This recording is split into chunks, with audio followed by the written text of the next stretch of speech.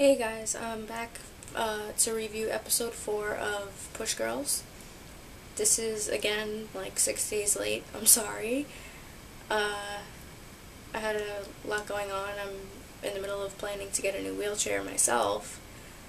And, but anyways, so I'm back to give my review. The episode starts out with Aie and Eric walking their dog outside. And this whole scene I thought was adorable. She actually is holding the leash and letting the dog drag her, and they still manage to hold hands, her and Eric.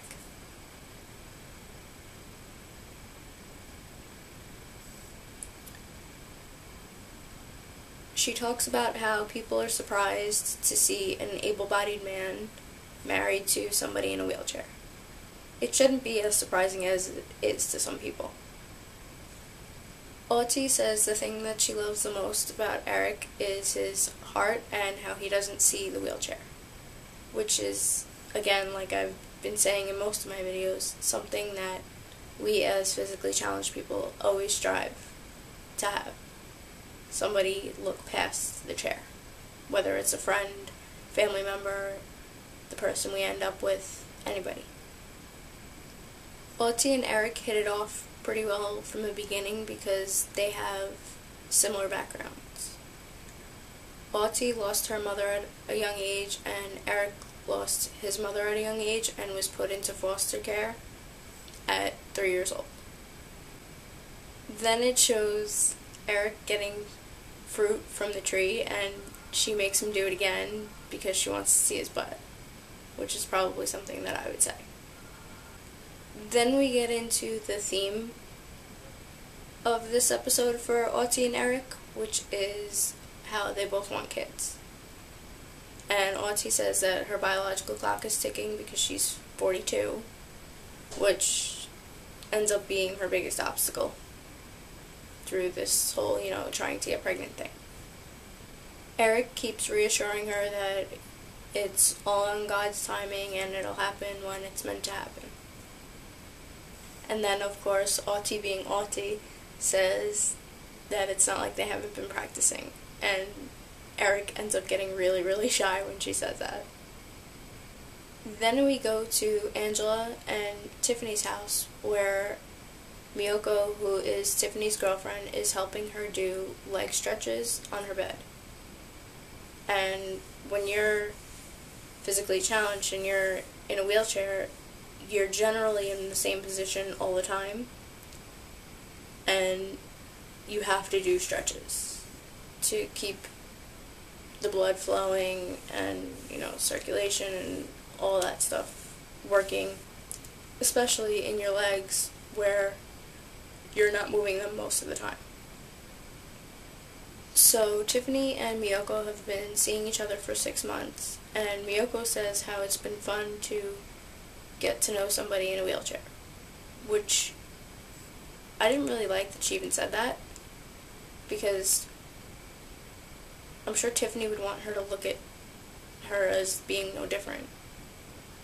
As we already learned about Tiffany, she's a very independent person, and in this episode she starts to feel smothered by Mioko, and she appreciates that she wants to help, but it's becoming too much. And Tiffany says something which I've also found to be true, is that when you're in a chair, people, their natural reaction is to want to help you. But our natural reaction is to want to prove that we can be independent.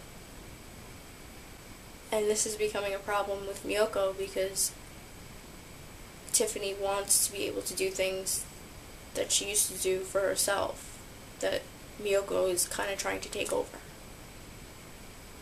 Then we see Angela painting her friend Aileen's portrait. Now, before her accident, she used to paint a lot, and it's taken 10 years for her to get back to it because since she's a quadriplegic, her hands aren't as good as they used to be. And you see her through a lot of this scene have to intertwine the brush in her hands. I mean, she does it though. She finds a way to make it work. And she says she's at a point in her life where she wants to do what she wants to do. She wants to be able to prove, you know, I could do this if I want to do it, which we all do. And she's ready to accomplish things that make her happy.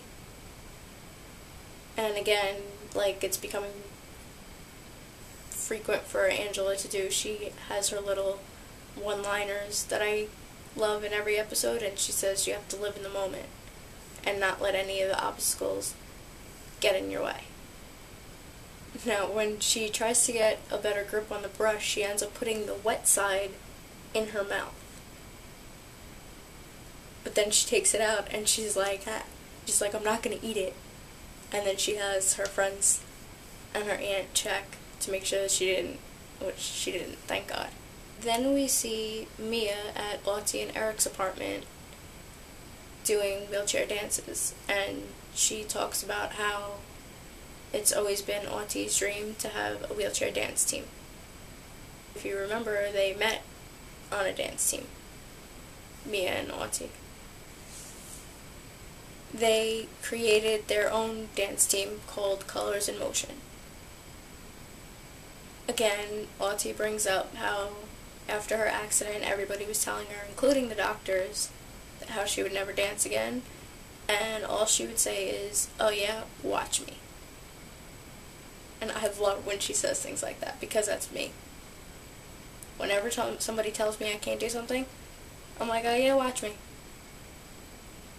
Aie opens up to Mia about how her and Eric are talking about kids because they both want to start a family. And still, Aie's only reservation is giving up her career. And how she can't imagine a dancer's body being pregnant. Mia reassures her how her baby will be a dancer, and that every time it kicks, somebody will be like, "Is your baby kicking?" And she could say, "No, it's dancing." Which is probably going to be the case. Mia asks her why she feels ready now, and Aie says because she's finally happy with the right person. Aie actually lost her mother a year after her accident. At that time, she was in a bad relationship and she got pregnant and ended up having an abortion. She still thinks about it and how if she didn't have the abortion, she would have an 18-year-old kid right now. At this point, Mia tries to reassure her that, you know, don't think about the past, think about right now and how right it is. And Aie just keeps saying, "I hope it's not too late." Then we go back to Tiffany and Mioko, and they're out bowling. And Tiffany has a flat tire. I can barely wheel when I have a chair that you have to put air in, because some of them, it has material all the way throughout. But if I ever had a flat, you can barely wheel on those. Tiffany talks about how what once attracted her to Mioko was how loving she is, but she finds herself becoming too dependent on her. Again, the things that she'd like to do, it's becoming too easy for her to have Mioko do it for her. Tiffany is very competitive, and it was bothering her how, because of the flat tire, Mioko had to help her when they were supposed to be competing against each other in the game. And she flat out tells Mioko that she's not used to somebody helping her, and it's becoming very uncomfortable. Then Mioko says how she's so eager to help, but she's not sure if she should offer. Now, I kind of feel like she shouldn't be looking at whether or not she should be offering to help somebody in a chair. You've been dating this girl for 6 months. You should know when to ask if she needs your help and when not to. Or you should know that she'll ask you if she needs it. So we go back to Aie and Eric's house, and they're in the recording studio. He's a producer and a DJ. For a while now, they've been collaborating on an album. And before her accident, Aie was about to sign a major recording deal. Now, in the midst of all of their recording, they're also still trying to have a baby. And she talks about how there's actually a phone app to determine when you're ovulating. And it's like, what are they going to come out with next? Then we go to Aie at Tiffany and Angela's house. And they're all sitting around and talking about Aie possibly having a baby. And she says how Eric is really tall, and she's, I believe she said, 5'8", and he's 6'4", and how it's going to be a long baby, but she wants it to be small until it comes out, and then it can grow as long as it wants. No, I'm sorry, she's 5'6". Then Angela starts to gross and freak Aie out by saying how her vagina will stretch. And she was telling her the gross story about her own birth from her mother. And it was just really freaking Aie out. Angela's Aunt Judy tells Aie how her mother had a baby at 51, and it was a healthy baby. And this reassured Aie a little bit because of her own age and the risks of having a baby at an older age. Aie says how she miscarried twice because of too much stress. But what she's not thinking about at this point is that this was after the accident. She miscarried with Eric. And it's proof that she can conceive a baby. And because she's still worried that, the accident messed something up, but it really didn't. But I can understand where she wouldn't get rid of that worry so easily. And because the girls are all really close friends, they all know about Autie's past, and Angela tells her she has to forgive herself and just concentrate on right now.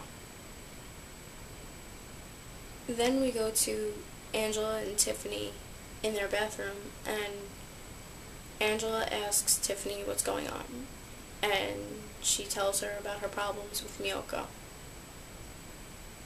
and how no matter what, at the end of a relationship, somebody always gets hurt. And Tiffany starts to have a little bit of reservations about what she's going to do, because she doesn't want to hurt Mioko.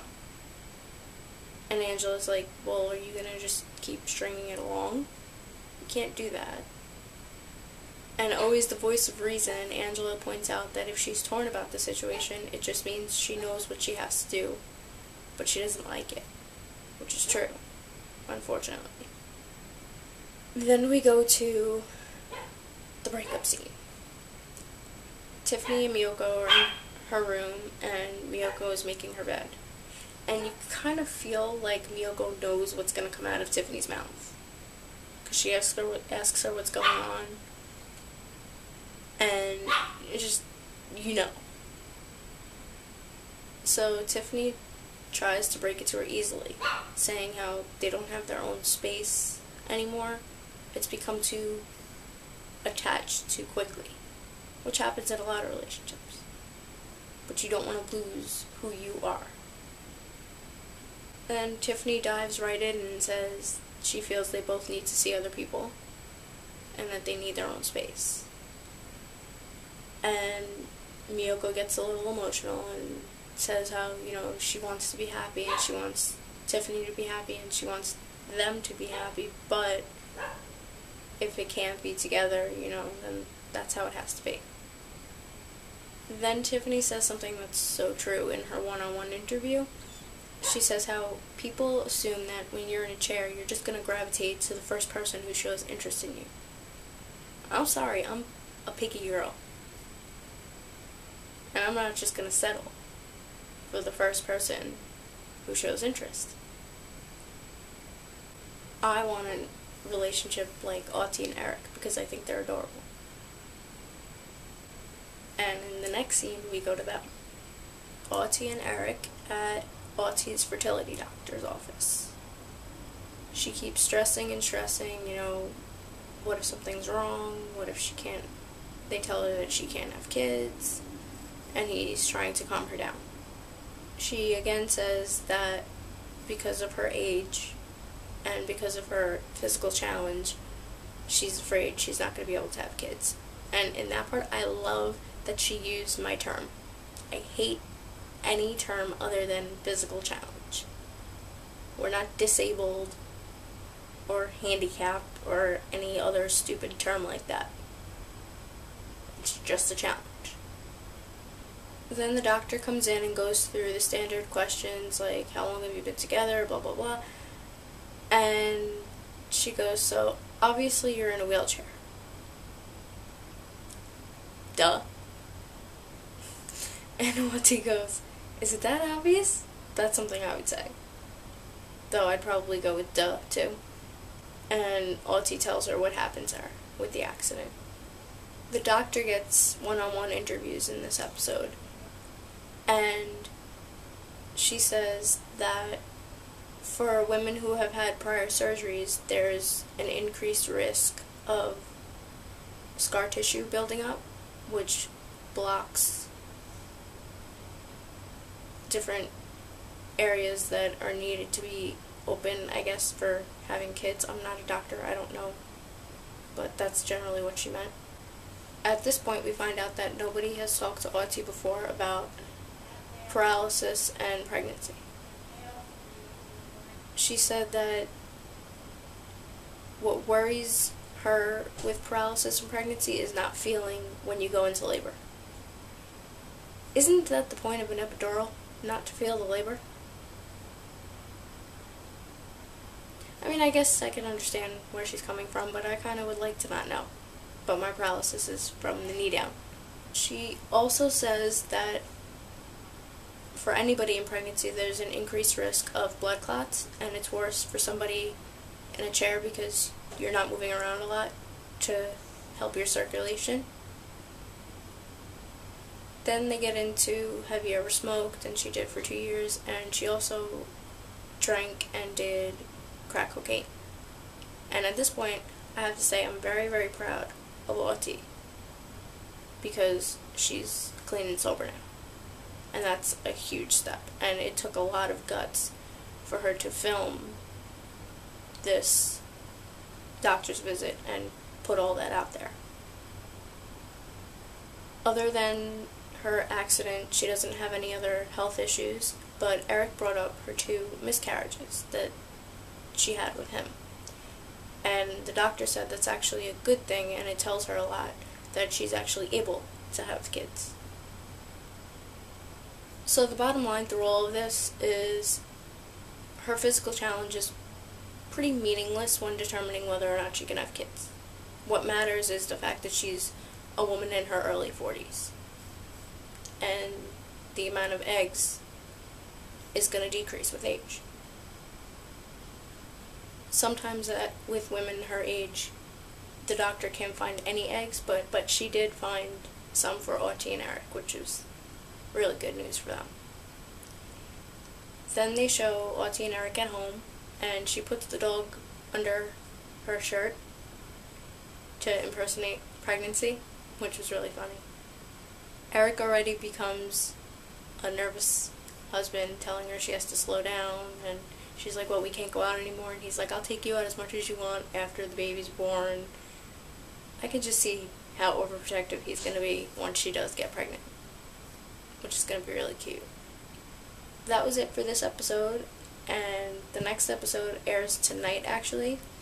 I'm not going to make any promises on the day that I'm going to have my review up, but it will be before the next episode, next Monday night.